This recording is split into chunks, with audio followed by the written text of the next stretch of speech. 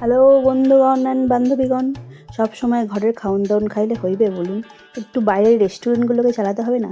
মানে আমি বড় লক্ষ্মী জাল করি বাইরের রেস্টুরেন্টগুলোকেও তো একটু চালাতে হবে। সেই জন্য চলে গেছিলাম রেস্টুরেন্টে খাওন দাওন করতে, আর তারপরে যাইব হচ্ছে ঘুরিতে।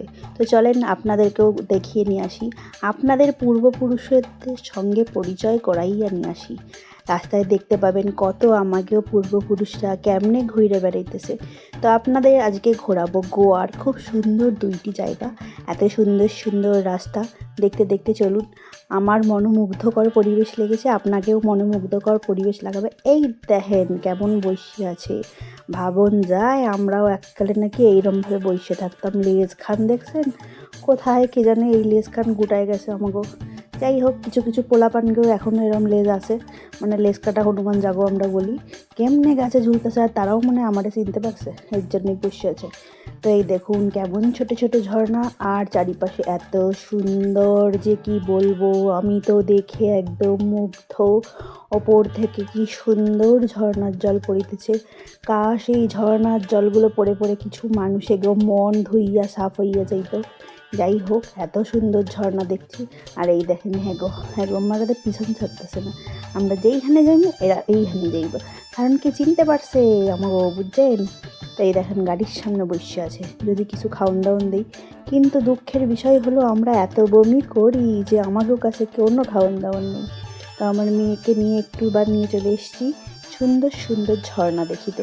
এইটা হলো গিয়ে গোয়ার আম্রলি ঘাট, যেটা এতটাই সুন্দর, আমার ক্যামেরাটা এতটাও সুন্দর না, তাই মোটামুটি ধরিতে পারতেছি। যাদের ক্যামেরা বা ডিএসএলআর আছে তারা আরও সুন্দরভাবে এই দৃশ্যগুলোকে দেখাইতে পারবেন। তবে সবথেকে বড় হলো আমাকে চোখের ওপরে কোনো লেন্স আজ অব্দি আবিষ্কার হয়নি।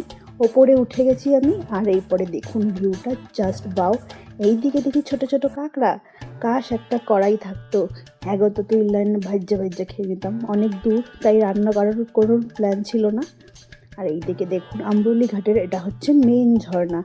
এত সুন্দর বাড়িধারা ওপর থেকে মুক্তের মতো দুধের মতো ঝরিতেছে যে কি বলিব, দেখি তো আমার চক্ষু চরক গাছ হইয়া গেছিল। আর ওই যে উপরে আমি উঠে গেছিলাম, এরপরে আমার বর আমাকে বলিতেছে জামাটা ছেড়ে স্টাইল মেরে হাঁটো। আর স্টাইল, এত স্লিপ তা দেখে আর স্টাইল। আর সবাই ওই উপরে উঠে গেছে, সবাই এটাকে দীঘা পুরী সব বানিয়ে ফেলেছে। তার জন্য কেউ চুড়িদার পরে, কেউ শাড়ি পরে, যাই হোক সায়া পরে কেউ ছিল না, কেউ হাফ প্যান্ট পরে এখানে স্নান করিতেছে। যতই ঠান্ডাকাল হোক তাও স্নানকরণ লাগবে এদের। আমিও জামাটা ধইরে কাছা দিয়ে উপরে উঠতে গেছি, একেবারে ছাড়ন যাইবে না, একেবারে জায়গা ছাড়ন যাইবে না। উপরে উঠছে আরামসে, যদিও বা স্নান করি নাই। তো ওখান থেকে এবার বেরোই আইছি, কারণ আমাকে ড্রাইভার দাদার আবার ছিল প্রচুর তারা, তাকে মনে হাগা পাইছিল জানি না, আমাকে তারা দিয়া দিয়া তাড়াতাড়ি করে লেগে গেছে, কারণ নাকি অন্ধকার হয়ে গেলে এখানে আর খাওয়ান যাইবে না, রাস্তাঘাটে কোনোই খাওয়ান দাওয়ান নাই। তো এত সুন্দর রাস্তা দেখিয়া তো আমি ভিন্ডি খাওয়ার মতো, তাই আপনাকেও দেখাই, আপনারাও দেখেন, চোখ ভরে আমার সাথে একটু ঘুরে নেন। দেখেন কি সুন্দর কি সুন্দর আকাশে মেঘ, এই নাকি রোদ্দুর ছিল, এই মেঘের কত ঘন ঘটা প্রকৃতি খেলা। এখন আমরা আইসে পড়ছি এক সরু রাস্তায়, যেখানে একখান গাড়ি দাঁড় করাইলে আরেকখান গাড়ি রাখানোর জায়গা। এইটা হচ্ছে গোয়ার একটা ফুট ব্রিজ, যেখানে শুধুই জঙ্গল আর জঙ্গল, চারিপাশ থেকে একখানা কিছুই দেখা যায় না, ঘর বাড়ি, একটা সরু মাটির রাস্তা, মানে বোঝাই যাইতেছে এখানে লোকজনেরও আনাগোনা নাই। পাশে একখানা ড্রেন যেটা খুবই পরিষ্কার ছিল, আর পাশে একখানা মাটির রাস্তা ধরে আমরা এখানটায় চলে এসেছি। এখানে দেখানোর মতো কিছুই নাই, শুধুমাত্র এত সুন্দর প্রাকৃতিক দৃশ্য উপভোগ করার জন্য সবাই লাইন দিয়ে দাঁড়িয়ে আছে। মানে জীবনের বরবাদির শেষ দিনগুলো এরা এখানে শ্যুট করে দিচ্ছে, প্রি ওয়েডিং শ্যুট। মানে হচ্ছে জীবনের আগামী দিনের বরবাদি যে তারা শুরু করবে, তার জন্য সুন্দর মুহূর্তগুলোকে সাজিয়ে রাখছে।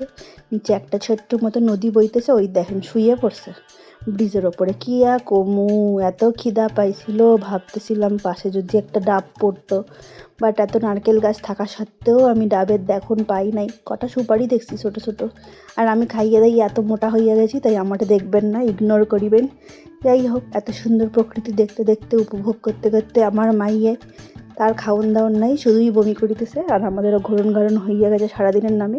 এরপরে রাত্রের খাওন দাওয়ান নিয়ে নিছি, ভাত তরকারি, আমরা আবার বাঙালি যেখানেই যাই ভাত খাই, ভাত ছাড়া আমাকেও গতি নাই।